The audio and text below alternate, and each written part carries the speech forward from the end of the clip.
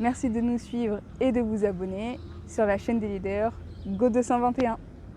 Je m'appelle Souleymane Jules Diallo, africain du Sénégal, superviseur du Festival international panafricain de Guéhor, qui est à sa 10e édition. Donc, c'est en 2015 que nous avons eu l'idée de mettre en place un cadre idéologique pour renforcer la conscience politique des militants à travers le continent et au niveau de ces diasporas. Il s'agissait pour nous effectivement de créer une synergie entre tous les acteurs, qu'ils soient des acteurs politiques, économiques, sociaux ou culturels, afin de construire un instrument de géopolitique, mais aussi un instrument de diplomatie des peuples. Parce que nous pensons fondamentalement qu'au-delà des institutions, au-delà de l'approche politique, il faut une approche d'un panafricanisme des peuples.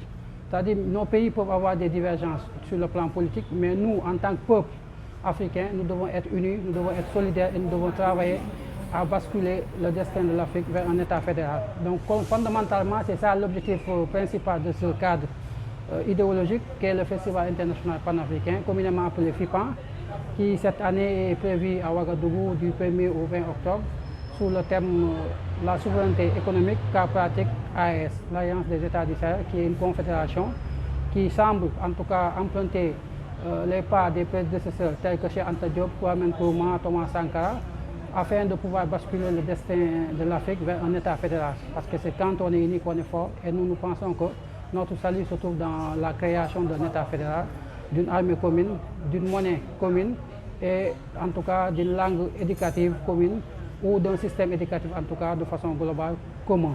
Parce que nous pensons qu'à travers l'Afrique, nous devons apprendre les mêmes programmes éducatifs, nous devons avoir la même compréhension de notre environnement, des enjeux, bien qu'il faut des adaptations du point de vue national, mais au sens macro, il faut fondamentalement avoir un système éducatif commun. Donc globalement, c'est ces thématiques que nous essayons d'aborder au sein du FIPAN, sans oublier aussi la question des réparations, qui est un enjeu majeur au XXIe siècle, parce que nous savons qu'aujourd'hui l'esclavage a été considéré comme un crime contre l'humanité. Donc fondamentalement, les peuples africains et les peuples d'ascendance africaine doivent travailler en synergie pour exiger que les États coloniaux effectivement payent des réparations. Donc en gros, c'est ça le festival.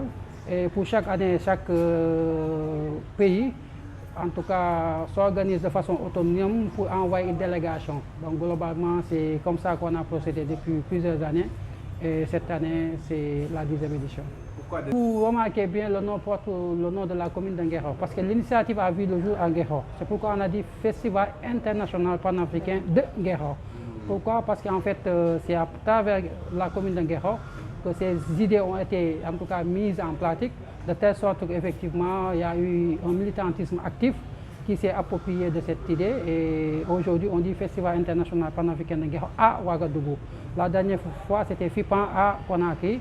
Et peut-être prochainement, ça va être FIPAN à Bamako, FIPAN au Congo, FIPAN aux États-Unis, FIPAN en Espagne, ainsi de suite, ainsi de suite. Mais c'est pour tout simplement garder l'identité, n'est-ce pas, qui est à l'origine de la création de ce cadre idéologique. C'est pour aussi rendre hommage à cette commune qui a accueilli les premières éditions de ce festival et qui, en tout cas, a été, disons, le foyer de toutes les réflexions qui ont permis de mettre en place ce cadre idéologique. Très bien, vous me rappelez le nom? Souleymane Jules Diallo. Souleymane Jules Diallo.